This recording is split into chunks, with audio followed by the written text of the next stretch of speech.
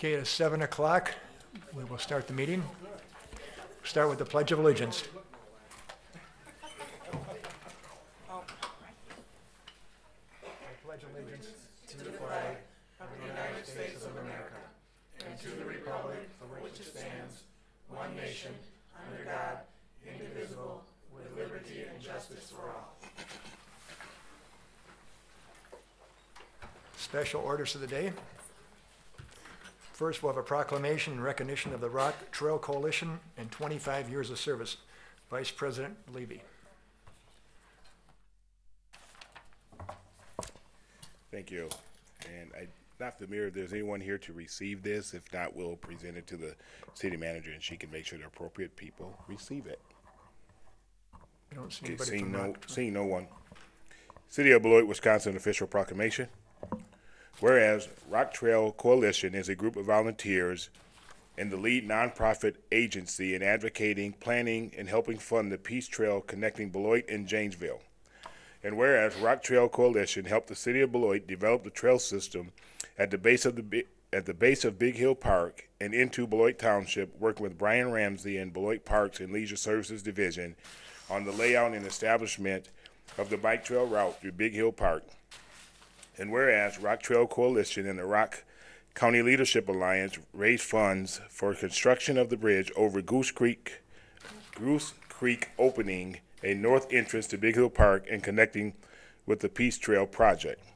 And whereas Rock Trail Coalition has committed hundreds of hours of volunteer work to develop and maintain bike and hike trail systems and has conducted many runs, walks, and bike tour fundraisers over the last 25 years, with all funds devoted to development and preservation of the trail system. And whereas Rock Trail Coalition partners with several other agencies such as the Ice Age Trail Alliance, the Janesville Velo Club, the State Line Spinners, the Green Rock Audubon Society, Friends of Turtle Creek, and various friends groups to support and encourage outdoor recreational activity for the citizens of Beloit. And whereas Rock Trail Coalition has led efforts to clear invasive plants and preserve prairies along our trails. And whereas Rock Trail Coalition works with several municipalities to connect communities with off-road trails, including Janesville, Beloit, Milton, and Rock County, and counties to recruit volunteers for the Wisconsin Bike Federation ride across Wisconsin, which highlights the city of Beloit. And whereas Rock Trail Coalition is leading a recreational trail mapping project with Rock County and the Janesville Convention and Visitors Bureau, which will highlight outdoor recreation areas throughout Rock County, including Beloit. And whereas the Beloit and Janesville Peace Trail project is expected to be completed in 2017, with Rock Trail Coalition supporting Rock County parks, both with volunteer labor, recruitment of donors, and financial support. And whereas the Peace Trail is a vital link connecting the Northern Illinois trail system through Beloit and Janesville with the Central Wisconsin trail system, and both cities will benefit by the tourism dollars that a well-developed trail system can bring. Now therefore be it resolved that the City of Beloit, City Council of the City of Beloit, Rock County, Wisconsin, hereby recognizes Rock Trail Coalition for 25 years of service to the greater Beloit area, dated the 6th day of February 2017. David F. Luebke, President, Beloit City Council. Thank you. Could you do the attendance right now, please? Yes, roll call shows all councilors are present except Marilyn Sloniker, who is absent. Could you announce this, please? I certainly will. At this time, Yeah, I know. Well, no. you have to talk about dates. That's all right. At this time, we'll be honored to hear the State of the City address by our President, President Dave Luebke. Thank you, Vice President Leavy. I wanted to have the lectern face the audience. I don't like turning my back to the audience, so please forgive me. This is the only way we can do it, so I ask for your forgiveness, because I like to face my audience, but TV dictates otherwise. In the state of the city, to my fellow councilors, City Manager Luther, City Attorney Krieger, Beloit City staff, and citizens, Reflecting upon 2016, we have much to be proud of here in Beloit. We have experienced a robust and dynamic year of leadership from our new city manager, Lori Curtis Luther, who officially began on June 1st, 2015. She guided us through a collaborative strategic planning process that clarifies our mission to provide outstanding public service and helped us establish clear and concise goals to guide us into the future. We are modernizing our operations, focusing this past year with our new chief of police on rebuilding the police department. The department implemented creative recruitment strategies and diversified our organization with new hires. The city's most wanted page was implemented, serving as an excellent tool to engage the community in our law enforcement efforts and resulting in the arrest and prosecution of many serious offenders. We are also using social media to partner with the public. Perhaps most importantly, we are rebuilding relationships with the entire community with an emphasis on enhanced communication with our minority populations. A series of community conversations took place in partnership with the Beloit Community Ministers Fellowship and Latino Service Providers Coalition. In addition to these accomplishments, the city adopted a balanced budget, appropriately controlling costs to meet revenue constraints. The automated solid waste and recycling program was implemented, also creating savings for our taxpayers and, knock on wood, accomplishing one of the program's goals by having no employee injuries since implementation. And I'd like to point out that during the recent ice storms, we may have had some serious and costly accidents if we still had workers jumping on and off the trucks. We have built on prior success, continuing to promote economic development and redevelopment in Beloit. Examples include retail, commercial, and industrial growth. There is continued redevelopment of the Ironworks campus with Ebates Fat Wallet expansion, Comply 365, Mastercraft, Iron Tech Business Incubator, and Hendricks Career Tech. Other industrial growth includes DuPont expansion, Toledo Molding and Dye, TMD, a lessee of the Hendricks commercial properties. Spec building. Phase 1 was this Toledo Molding. Phase 2 is in the works. Midwest Refrigerated Services, lease of previously vacant building. Snyder Lance expansion, which is Kettle Foods. Frito-Lay expansion. True Aseptics Ingredients reuse of the former ADM Wild Aseptics facility. And KDN Hospitality, a new Holiday Inn Express hotel approved and ready to go. Renovation of the former Cub Foods building. We are also proud of the residential growth in the city of Beloit, which has been seen over the last year, in senior living, multifamily, and single-family developments. We continue to invest in our infrastructure with the Colley Road reconstruction, Inman Road extension, and the Wisconsin Avenue reconstruction. And as we drive around Beloit every day, we can all experience how nice it is to be on those roads, and in some cases have the shortcuts to I-90 or elsewhere. The Parks and Leisure Services Division installed 2 new playgrounds in the Vernon Park and Leeson Park, designed and constructed the new bike trail in Big Hill Park, completed the first successful year in operating the Big Hill Center and our new partnership with the Welty Environmental Center. Hopefully, all Beloiters can experience what a wonderful addition this center adds to the park. I just think it's great that we have a place now, for an additional place for wedding receptions, class reunions, and other events in this beautiful treasure of Big Hill Park. The City of Beloit continues its positive partnerships with organizations like Beloit College, the Beloit School District, Beloit Health System, and Rock County. We continue to support and eagerly await the groundbreaking for Beloit College's Powerhouse Project, the opening of the Beloit Health System's Heart Hospital within a hospital, and the opening of the new YMCA at Ironworks.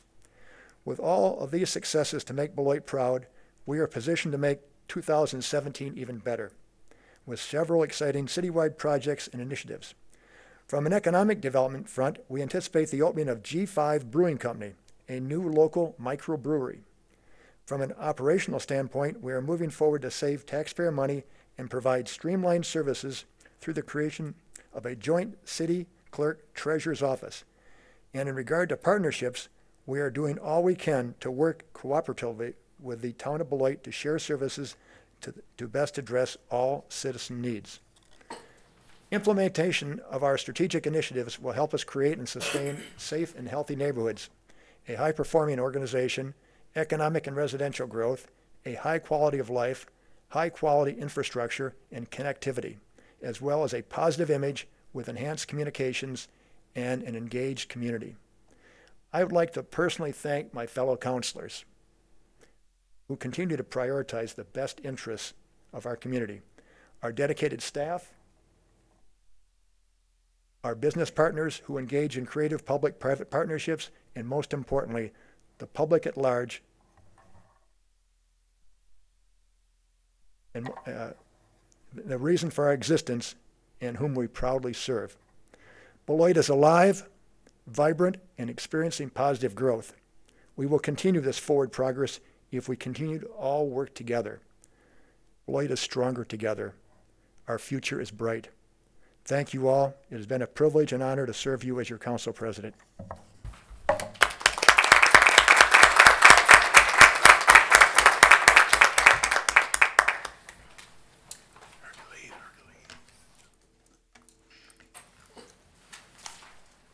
Should have turned your mic on. Sorry. Hey, yeah, you should have, maybe next time. The consent agenda. The consent agenda, go ahead. I'm sorry. I was skipping. Now I can face the public, so I'm back. Okay, public hearings, there are none? No. Okay. Citizen participation.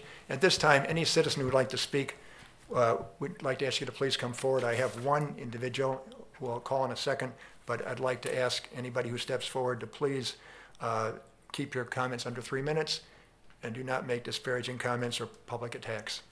Okay, I have one sheet from Matt Finnegan. Matt, please.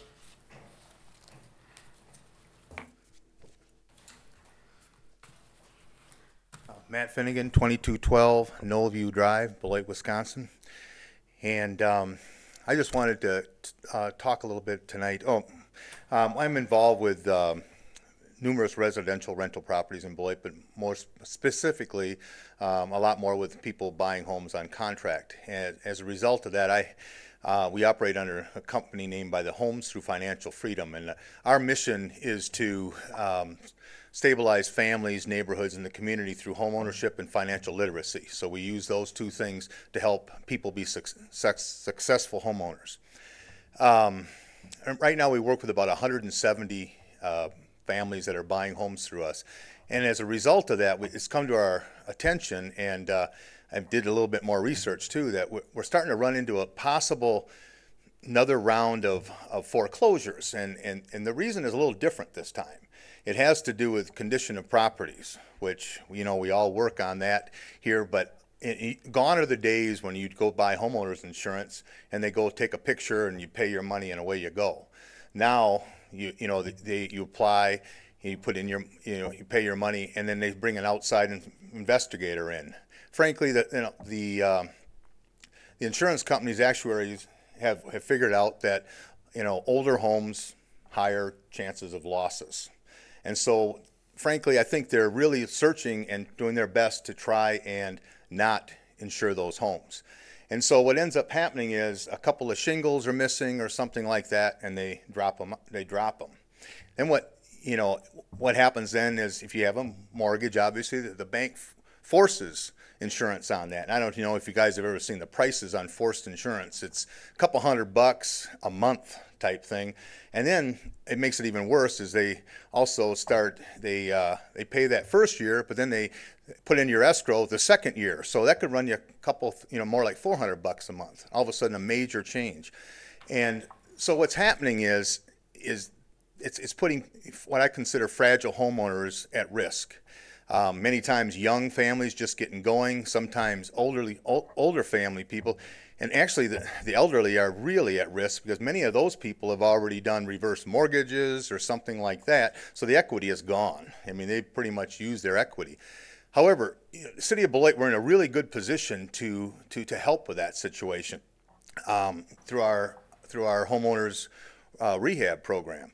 One of the things is it's always tough to get that. I've been in many meetings where it seems like it's tough to get that money out into the community. And this is where kind of a unique situation where I even asked my insurance guy, I said, so how many times you get those letters where they're canceling? He says, I get 2 or 3 a day.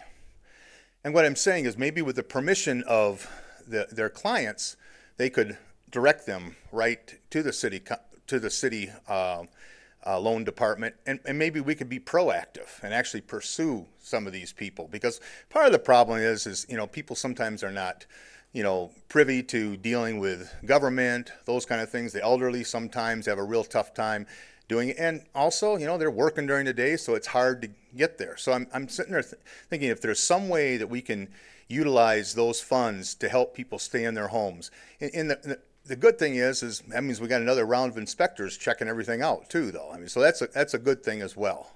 So I guess all I'm saying is I'd like to see our programs be the heroes for a change. It'd be just great to be able to, have a solution, and we can do that by contacting the insurance agents and making them aware, because the insurance agents are the first ones to know about it.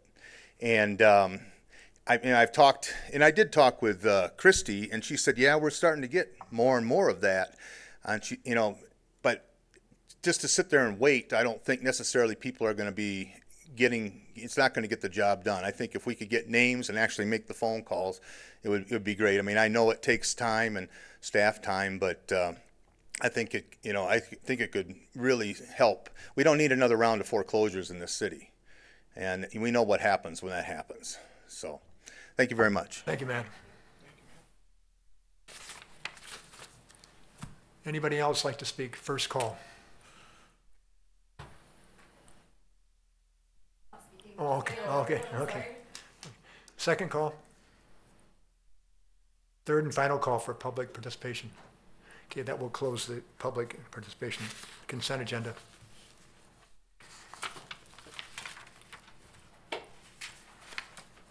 Consent agenda. Okay. All items listed under the consent agenda are considered routine and will be enacted by one motion. There will be no separate discussion of these items unless a council member so requests, in which event the item will be removed from the general order of business and considered at this point on the agenda. Anybody like anything removed? Okay, is there a motion? I'll move the consent agenda. Moved by DeForest, seconded by Duncan. All in favor say aye. Aye. Opposed? Passes 6-0. Ordinances. Before we start on ordinances, we're going to move up from the reports and boards and city officers, resolution 11A, and put that in after 6A. So we'll have 6A, then we'll have 11A, which is being moved. 7. So after 11A is going to go in after 7A. After 7A, yeah, sorry. So we'll take 7A first, then we'll take 11A. Okay. Ms. Christensen, Wait, You want her to read the agenda? why don't you do 7A first? She was going to read Oh, the, okay, I'm sorry. proposed ordinance amending the future land use map of the city of Beloit, comprehensive plan to change the future land use designation for the property located at 1405 Madison Road and 1402 Town Line Avenue from neighborhood commercial to community commercial. Ms. Christensen, I'm just going to give one presentation on 7A, 7B, and 11A, just to make it easier. So the PUD, the request before you tonight is to amend the comprehensive plan to allow this PUD to be approved. The PUD master land use plan includes 3 self-service storage buildings and for up to 140 storage units along with 2 duplexes, which will be on the town line or on the Whipple Street side of the property.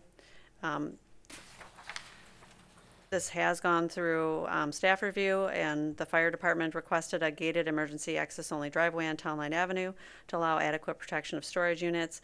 The city engineer has requested the installation of public sidewalks in front of the duplexes along Whipple Street and along Town Line Avenue to allow the duplex residents to access the school and businesses along Madison Road.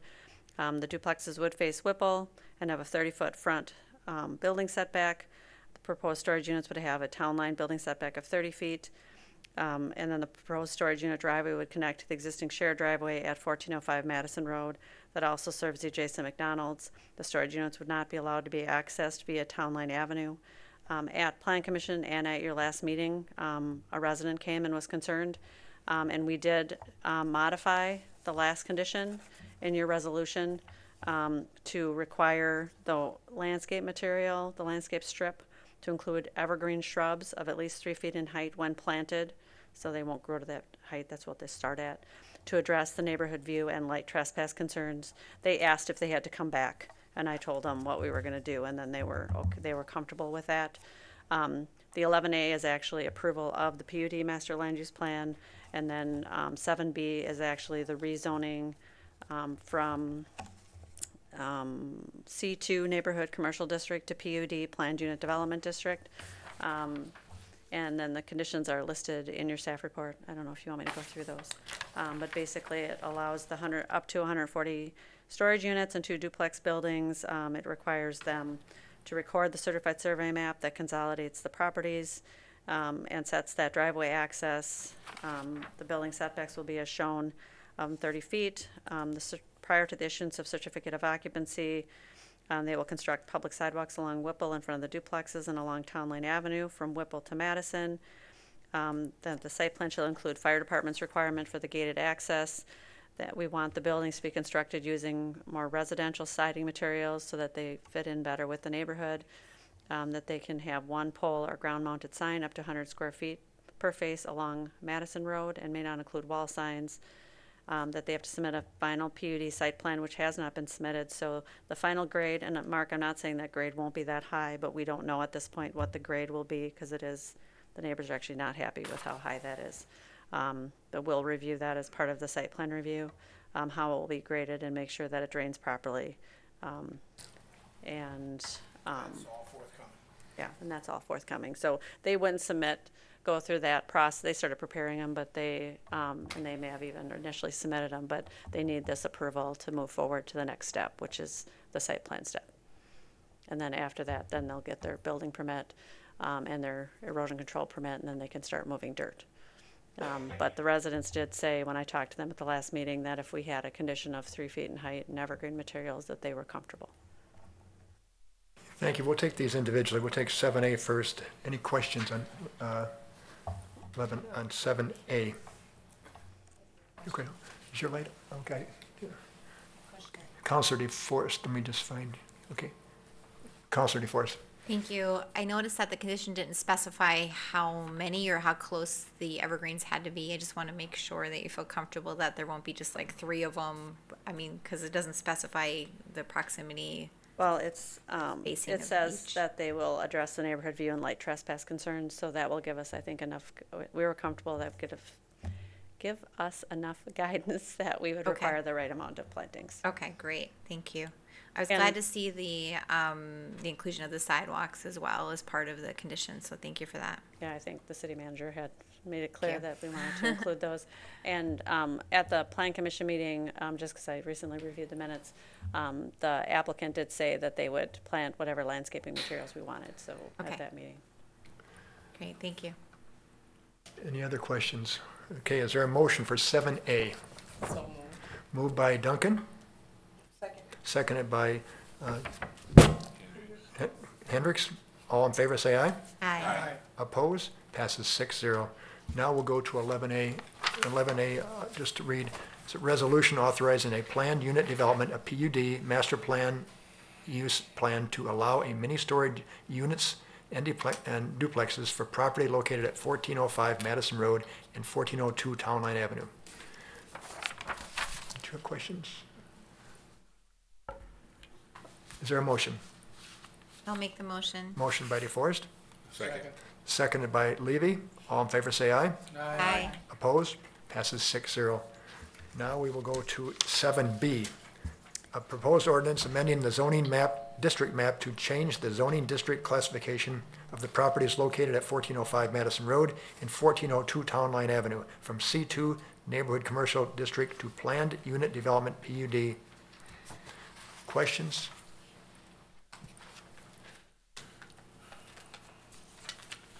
Is there a motion? Move approval. Moved by Leavy, second by Hendricks. All in favor, say aye. Aye. Opposed? Passes 6-0. We'll go on to 7C. 7C is proposed ordinance to amend Section 25.04, Parent 4, Parent D of the Code of General Ordinances of the City of Beloit pertaining to officials authorized to issue citations. Ms. Christensen. We made some organizational changes in our department, and as a result, we created a compliance specialist position that will be primarily responsible with the rental permit program. And so we've added the compliance specialist throughout kind of the table of who can issue citations. So it's basically similar to where the inspectors can issue violations and violation notices and citations. So this is on the agenda for approval tonight. Questions? Is there a motion? I'll move. Moved by Preschel, Second. seconded by DeForest. All in favor, say aye. Aye. Opposed? Passes 6-0. 7E, I'm sorry, D. 7D, proposed ordinance to repeal Section 1.51, Parent 3, Parent F, and to amend Section 1.5A, 8, Parent 7 of the Code of General Ordinances of the City of Beloit pertaining to the municipal court. Attorney Krieger.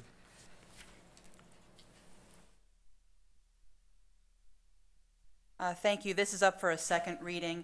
Just as a reminder to the councilors and to the public, the municipal court is under the direction of and control of the municipal court judge. That is an elected position, and the court is now going to be treated as an independent department within the city.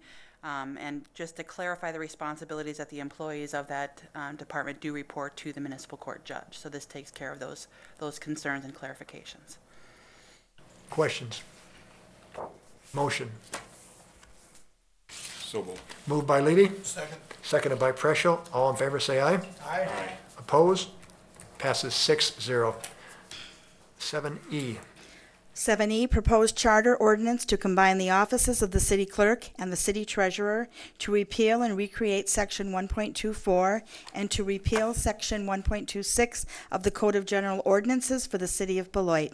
Mr. Miller. Good evening. Good evening. So 3 weeks ago, our city treasurer, Lillian Morrow, retired from the city of Beloit. And Lillian's retirement is basically the genesis of this charter ordinance before you tonight. The ordinance simply allows the combination, or allows the city to combine the city clerk's office and the city treasurer's office into one clerk treasurer's office. If the ordinance is passed, there's a statutory 60-day waiting period. So the electors could file a petition that would require the combination of the offices to be put to a referendum vote. And once that time passes, then the move will be official. So the consolidation of these offices will, again, improve on the customer service that we provide, as well as some of the efficiencies and the overall budget. So if there's any questions, I'd be happy to take them. Questions? We have a motion. So moved. Moved by Duncan, seconded by Preschel. All in favor, say aye. Aye. Opposed? Passes 6-0. Thank you. I was going to say something, Dave. Oh, I'm sorry. Just to clarify, this is not I was just going to bring up the comment that this is not an uncommon move. A lot of municipalities do it. I believe Janesville is one of those that does it this way, and it's just common nowadays.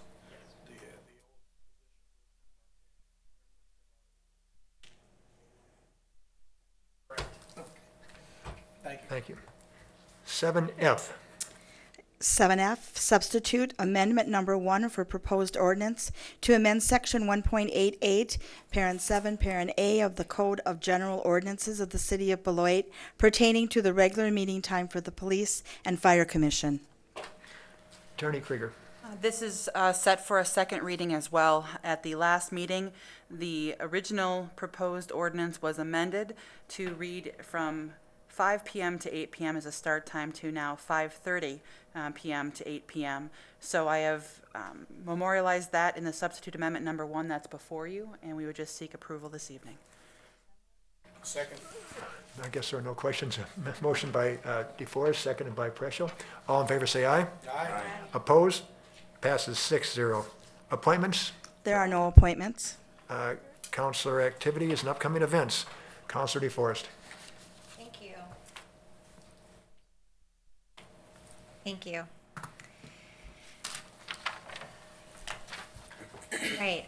First of all, I wanted to thank the Beloit Transit System staff and the riders for their flexibility and their patience with us as we develop continued plans for handling our route changes. I have heard from some riders about some concerns that they're having, and I know that Michelle Gavin is addressing those, and I just want to encourage all riders to please don't hesitate to contact the transit system or to contact me personally or your elected officials to let us know about concerns that you have related to those route changes.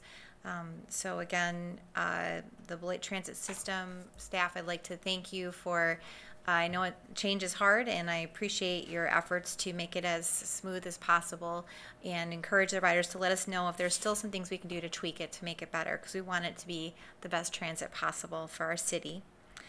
I wanted to be sure to acknowledge some of my colleagues at the last meeting acknowledged some of the candidates that were in the audience at that particular meeting, and I just felt like, out of fairness, we've had a candidate that's been at almost every meeting for, I think, the last 9 months, but just happened to not be at that one meeting because she was out of town, and I just felt like it wasn't fair. So I would just like to acknowledge, again, the people that are in the audience tonight who are running for city council. And so we have Rose Richard, we have Jeanette Hansen, and we have Anna Kelly here. And I do appreciate that they come and attend the meetings and stay on top of what's going on. So I typically would not do that, but it just did not seem quite fair to me to make the announcements of who was in the audience the one meeting when the one person wasn't here. So trying to be fair. I would like to make sure the community knows about 2 events that are coming up. One is on February 19th from 2 to 4 o'clock at Hackett School. There'll be a workshop on family immigration resources, and that's a free workshop available to our residents who are immigrants. And so I want to make sure that you're aware of that. And we're looking forward to having your attendance there, and would encourage my colleagues to attend if their schedule allows, so that they can become familiar with those resources and help their constituents. And then also on February 25th is the Community Black History Program that is being sponsored by Bethel AME, which is our oldest African American church in the city of Beloit. They'll be hosting that Black History Program February 25th at 11 o'clock, and it will be at Domenico's, so it'll be great food. And so I'm hoping that you can be there. It's nice to be sure that we recognize and honor our history, in particular African American history in the city of Beloit. So I'm looking forward to that event as well. Thank you. Thank you. Councilor Preschel. Oh, thank you, Dave. I'm going to be brief. We have a couple of events coming up here real soon. The DBA Awards evening is this Thursday at 5:30 with presentations at 6:30. And then we have the Biff Reveal Party that same night, and Biff itself will be coming up shortly after that, so watch for that big one. And then around the corner with John McGivern's special local premiere, free tickets available through the Biff website. It'll be at the Beloit Memorial High School auditorium, I believe, and that is set for the 28th at 5 o'clock, I think. I'm trying to remember the time on that. But anyway, it's the 28th, and that's really big. He's going to feature a whole bunch of area spots. It's a show that's on PBS, and it'll be dedicated. That episode will be dedicated to Beloit, and that will be airing on PBS on the 2nd of March. So this is your chance to come down. He will be present, and we'll have there'll be an interesting event. I'm looking forward to it. So I'm looking forward to anything that promotes Beloit and with positive light, and this is really a good experience. You'll get to see me in a barber chair, keeping my mouth shut. So anyway, thanks a lot, and When the tickets? Thank you. Councilor Duncan. Okay, I'm gonna echo some of the things you just said, Mark. Wait till make sure your light is on. Is my light's on? Okay, now it's on. Okay. Okay, I'm looking forward to attending the annual awards dinner hosted by the Downtown Beloit Association on Thursday, February 9th at La Casa Grande at 6 o'clock. So if you need more information, you can call Crystal Cribbs at 365-0150. And be sure to wear your favorite sport team's gear for that event.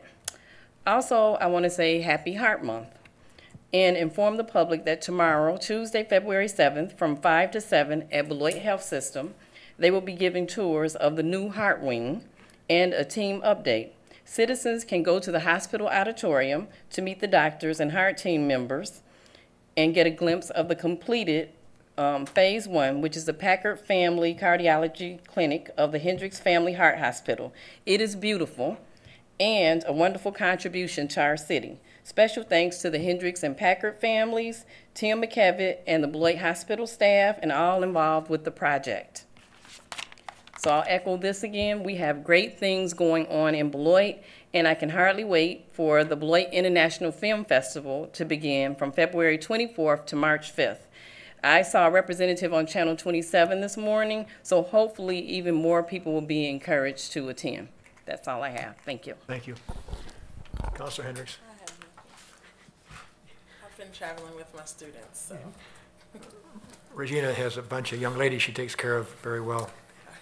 Keep up the good work. Councilor Leavy, Vice President. I have nothing, and I wasn't traveling. I don't know who's got the bigger beard, you or Mark, but if he's going to go in a barber, sure. So maybe you guys. Just one meeting, Dave, just one meeting. Okay. I just want to mention briefly, talking about boosting Beloit, in Friday's Beloit Daily News in the Savvy section, there was a nice feature on our Councilor Mark Preschel, just showing what a booster cheerleader he is for Beloit. And you've probably all seen him before you saw him here. You've seen him around town with his camera. And so we hope for more of that in the future. Also, Regina Duncan, just found out, has a new job at the hospital, Beloit Health Systems, I should say, in public relations. So we will be seeing a lot more of her promoting Beloit events with the hospital. And finally, Beloit College was just recently named a top 10 small college in the country in a recent, I don't know, not a survey, but in some type of survey that looks at a college that's a good fit for the average student who wants a very good education, a small liberal arts college, plus a lot of activities. And Beloit College was, I think, number 7 in the top 10. And there are thousands of colleges in the country, small. So that's really an honor for Beloit College. That's because you worked there. Okay, thank you. Okay, that's all I have. City manager's presentation. We don't have one? No. Okay, we'll go to reports from boards and city officers. Item 11B is resolution authorizing the payment restructure of outstanding special assessments against Walnut Grove Plat 1 and Plat 2. Mr. Miller. Okay, so Intrinsic LLC is the developer of Walnut Grove Plats 1 and Plat 2, and they approached the city and requested to extend the current outstanding special assessment agreement on those properties. The current agreement currently has a final payment date of January 31 of 2021, but under these current structure, the repayment of the assessments could cause severe and adverse financial consequences to the developer. There are currently 30 units that are outstanding with special assessments on them. For each unit, the outstanding interest would be recalculated at 1.75% beginning January 1 of 2006 through January 31 of 2016. The new repayment structure would be a simple 10-year amortization at an annual interest rate of 1%. For every unit that is sold, Intrinsic will settle the assessment levied on the unit that's outstanding at that time. And they would do that at the time of close, similar to what they do currently.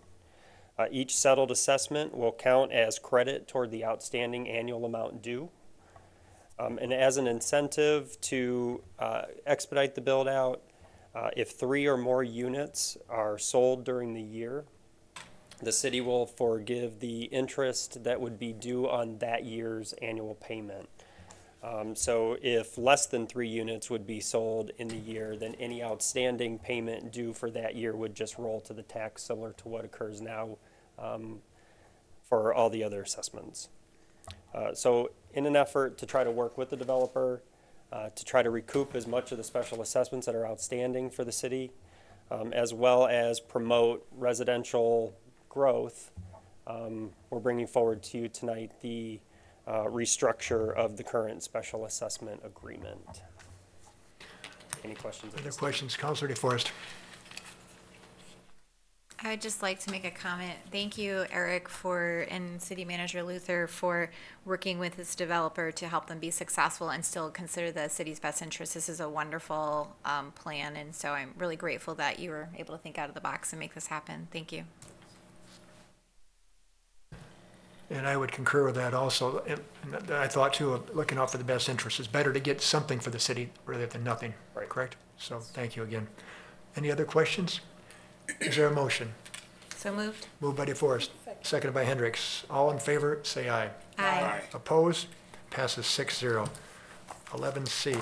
11C is resolution leaving Councilor Marilyn Sloniker's council seat vacant and unfilled until the April 2017 election.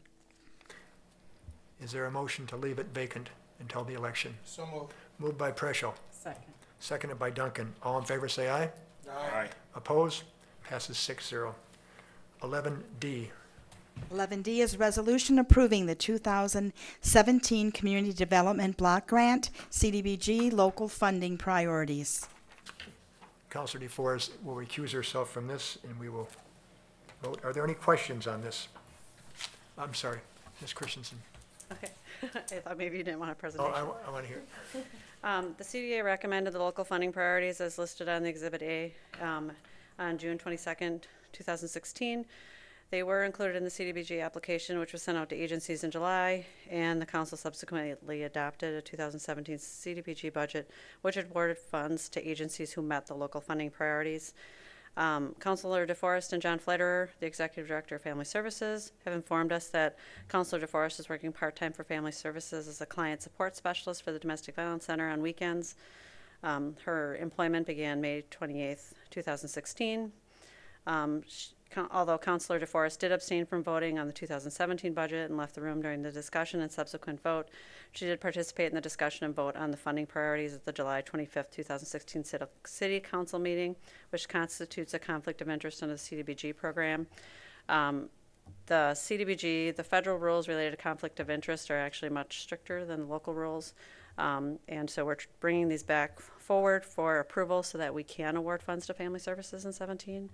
And then at the next meeting, we'll bring forward the budget. I mean, if you guys agree, with this, and then we would submit an actual conflict of interest exception to HUD, similar to what we had to do for Regina because she worked for Merrill when she came on board.